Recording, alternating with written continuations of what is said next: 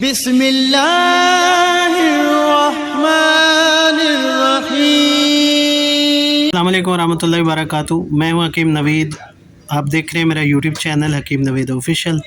آج کا نسخہ بڑا قیمتی ہے، ایک ایسی ملم بنانے کا نسخہ بتاؤں گا آپ کو جس کے استعمال سے اس کی تباہ شدہ تمام رگیں بحال ہو جائیں گی، پٹھے سکڑے ہوئے اور بلاکج جو رگیں ہیں وہ کھل جائیں گی۔ استعمال کرنے کا طریقہ بڑا آسان ہے، بنانے کا بڑا آسان۔ سب سے پہلے آپ کو چیزوں کے متعلق بتاؤں گا۔ بیر بوٹی کا تیل لینا ہے آپ نے 10 گرام، اور انڈے کا تیل جسے روغن بیضہ مرغ بھی بولتے ہیں وہ بھی لینا ہے 10 گرام۔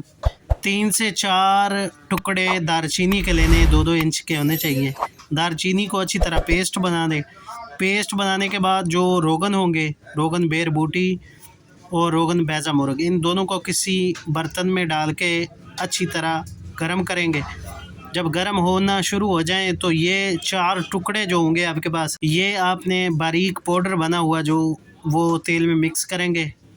تیل میں مکس کرنے کے بعد نیچے اتار لیں گے۔ نیچے اتارنے کے بعد اس کو ہلاتے رہیں گے تاکہ یہ سڑنے نہ پائے۔ تو نیچے اتار کے یہ ایک ملم کی طرح ملم آپ کے پاس تیار ہوگی۔ اس ملم کو شام کو سوتے وقت لگانا ہے، صرف سپاری چھوڑنی ہے اور نیچے والی رگ صرف اوپر کی طرف ہی اس کی ایک لیب لگانی ہے، لمبی لیب۔ تو اس طرح ڈیلی بیس پہ لگائیں۔ یہ آبلہ نہیں بناتا، یہ صرف مقوی با مرہم ہے، انتشار پیدا کرتی ہے، بوڑھوں کو جوان کرتی ہے، قوت با کے لیے بے مثال فائدہ مند۔ بچپن کی غلط کاریوں کی وجہ سے جن کا نفس ٹیڑھا اور باریک ہو چکا ہے، رگیں ابھر آئی ہیں، موٹائی نہیں ہو رہی، لمبائی نہیں ہو رہی، گروتھ بالکل رک چکی لوگوں کے لیے اس تیل کا بہت ہی فائدہ۔ اس تیل کے استعمال میں ایک بڑی احتیاط ضروری ہے جو سب لوگوں کو کرنی چاہیے کہ اس ملم کا استعمال کرنے سے پہلے عضو کو اچھی طرح انتشار دلا کر اوپر کی طرف صرف لگانی ہے، نہ دائیں لگانی ہے، نہ بائیں لگانی ہے، نہ نیچلی۔ ابھی اسی صورت میں جب عضو بالکل انتشار کی صورت، ادروائز اس کا استعمال نہ کریں۔ جن لوگوں کو انتشار نہیں آتا وہ لوگ اس طلا کا استعمال نہ کریں۔ بے پناہ قوت پیدا کرتا ہے، بجلی کی سی کیفیت رکھتا ہے یہ تیل،